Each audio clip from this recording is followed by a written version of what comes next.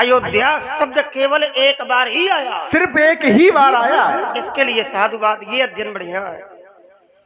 केवल एक ही बार क्यों आया? अगर तुम अपनी अयोध्या का इतना बखान कर रहे हो कि हमारी अयोध्या ऐसी है, तो एक ही बार क्यों आया? चलिए, तृतीय बिंदु में कहा राजकुमार ने कि ममता, इस धनुष से आपकी ममता क्यों है?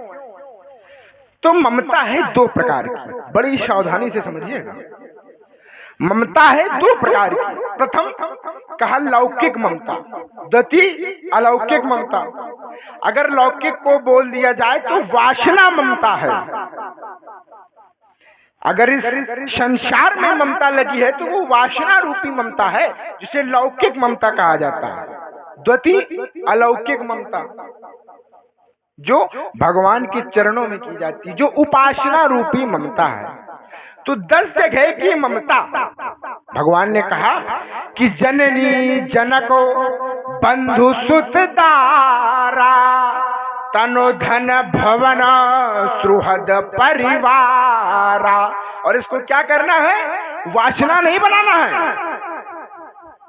क्या करना है? उपासना का सब कै ममता ताग बटोरी और मम पद मन ही बांधी बरी डोरी। समाज से कुछ नहीं, निंदा स्तुति उभय सम, ममता मम पद कंज। भगवान स्वयं कहता है कि ममता मेरे चरणों से की जाए। और राजकुमार, ममता एक अंधेरी रात है। का ममता तरुण तमी अंधियारी। वाह, आप तो बड़े ज्ञानी हैं। का ममता तरुण तमी अंधियारी, राग द्वेष उलूक सुखकारी। अगर ममता अंधेरी रात है तो हम क्या है? तही अवसर सुनी शिव धनु भंगा, आयहु भृगुकुल कमल पतंगा। मैं सूर्य हूं, और सत्य सत्य आप बताइएगा कि जब सूर्य उदय हो जाता है तो क्या अंधेरी रात रहती है? बताइए बताइए भाई, नहीं रहती ना। समझा दे लड़का खपरी खाए उतनी देर से। तो राजकुमार, मैं सूर्य हूं और ममता का मेरे जीवन में कोई स्थान नहीं है। और तुमने एक श्लोक पढ़ा और बोला क्या कि जो मानवता से विहीन है, तो कहा मनुष्य रूपेण मृगास चरन्ति। नहीं, इसकी प्रथम पंक्ति क्या कहती है? का साहित्य संगीत कला विहीना वह ते मृत्युलोके भुवि भार भूता। वह इस पृथ्वी में भार के समान है। मानवता नहीं, जो साहित्य से, संगीत से और कला से विहीन है, वह इस पृथ्वी में भार के समान है।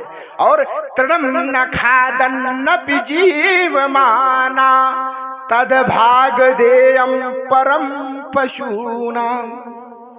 वह तिनका नहीं खाता है, परंतु बिना सींग और पूंछ का पशु है।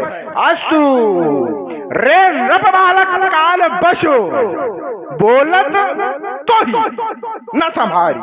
और कहा तेरी छोटी छोटी धनुया, धनु ही शम त्रिपुरारी धनु विदित सकल संसार।